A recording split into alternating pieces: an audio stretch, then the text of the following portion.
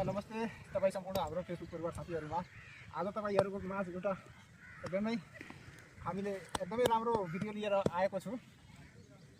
काउली खेती सम्बन्धी र काउलीको अहिले कार्तिक महिनाको लागि बर्सातको लागि काउली कसरी बनाइन्छ र काउलीको बिउलाई कसरी व्यवस्थापन गरिन्छ भन्ने त्यो बारेमा तपाईँहरूलाई आज भिडियो मार्फत देखाउने छु। तर यो भिडियो अलिक ठुलो भएको हुनाको कारणले पार्ट बनाउने छु र तपाईँको पार्ट हाल्ने छु र पुरै हेर्नु होला भन्ने मलाई आशा र विश्वास छ। सबभन्दा पहिला काउलीको बिउको लागि हामीले एउटा बेड बनाउनुपर्छ। जुन बेडको चौडाइ 1 मिटर हुनुपर्छ र लम्बाइ हेरिराख्नुपर्छ, त्यो आवश्यकता हुन्छ। र त्यस बेड बनाइसकेपछि त्यसमा कति चिस्यान चाहिन्छ, कति मल चाहिन्छ, त्यो अनुसारको मल, चिस्यान र गोबर मल हाली त्यसलाई एकदमै माटोलाई एकदम मलिलो माटो बनाएर यसरी एकदम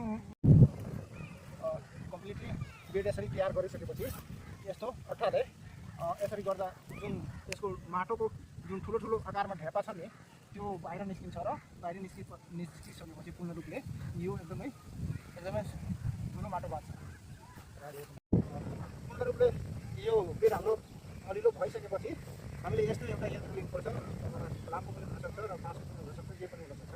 र यो चाहिँ हाम्रो बेडमा एउटा सिधा लाइनको 8 इन्ची गहिराइ र दुई चाहिँ 2.5-3 इन्चीको हेर्न सकिन्छ।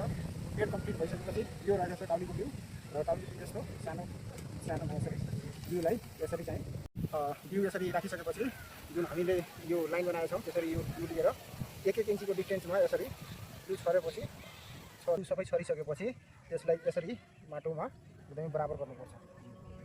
बराबर गरिसकेपछि सब बिउ भित्र माटोले छेकिन्छ र भित्र गइसकेपछि आफ्नो प्रक्रिया जामनेसी प्रक्रियामा हुन्छ। त्यसपछि बिउ छरिसकेपछि आफ्नो सुविधाअनुसार तपाईँसँग यस्तो बोराको पाल छ भने बोराको पालबाट त्यसलाई छेक्न सकिन्छ। छैन भने पराल वा खरले